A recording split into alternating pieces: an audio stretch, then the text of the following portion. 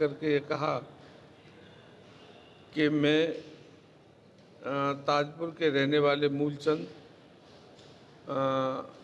के घर पर हमारा आना जाना है, तो उसकी पत्नी जमुना देवी ने दीपावली के आसपास फ़ोन किया कि आपको बहुत दिन हो गए, आप घर में हमारे गांव ताजपुर आ जाओ।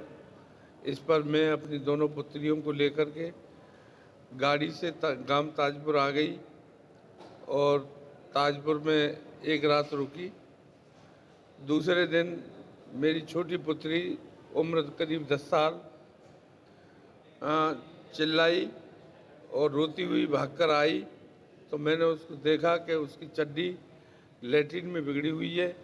तो मैंने उससे पूछा कि तेरे साथ क्या हुआ है, तो उसने बताया कि भैया साहब सिंह ने मेरे पेशाब करने वाली जगह में अपना लिंग डाल दिया है और मेरे दर्द हो रहा है, इसलिए मम्मी जयपुर चलो। इस पर मैं दोनों बच्चियों को लेकर के जयपुर जाने के लिए तैयार हो गई।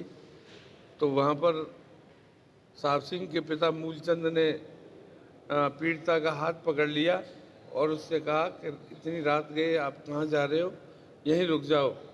तो मेरी पुत्री उम्र 10 साल पीड़िता ने कहा कि आप भी तो ताऊ जी ऐसा ही मेरे साथ पिछले कई वर्षों से कर रहे हो, इसलिए मैं भी नहीं रुकूंगी, गलत काम कर रहे हो इसलिए मैं यहाँ नहीं रुकूंगी।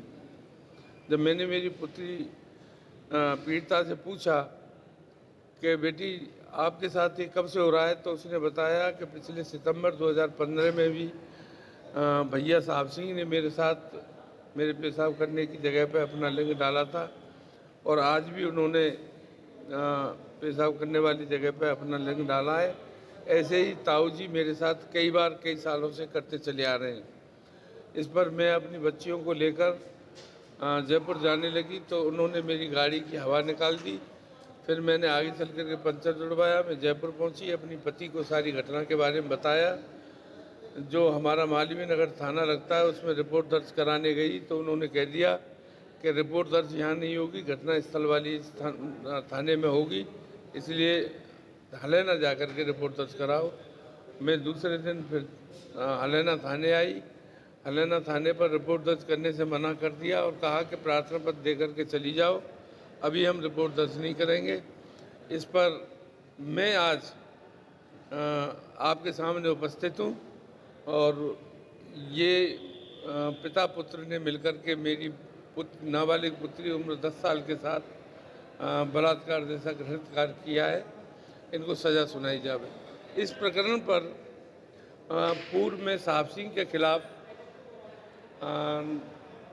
तो अनुसंधान अधिकारी ने चालान न्यायालय में श्रीमान में पेश किया था, जिसको आजीवन कारावास की सज़ा सुनाई गई है। इसके बाद पीपी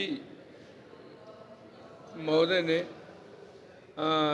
दफ़ा 319 सीआरपीसी के तहत एक प्रार्थना पत्र मूलचंद के खिलाफ न्यायालय श्रीमान में पेश किया, जिसको न्यायालय श्रीमान पॉक्सो कोर्ट नंबर 2 ने खारिज फरमा दिया। लेकिन न्यायालय श्रीमान माननीय राजस्थान हाईकोर्ट ने उसको स्वीकार कर और उसके पिता को मुलजिम मानकर आदेश पारित किया।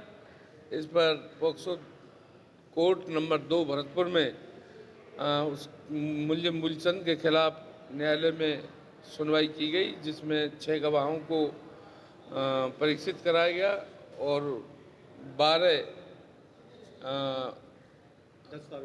दस्तावेजातों को प्रदर्शित कराया गया।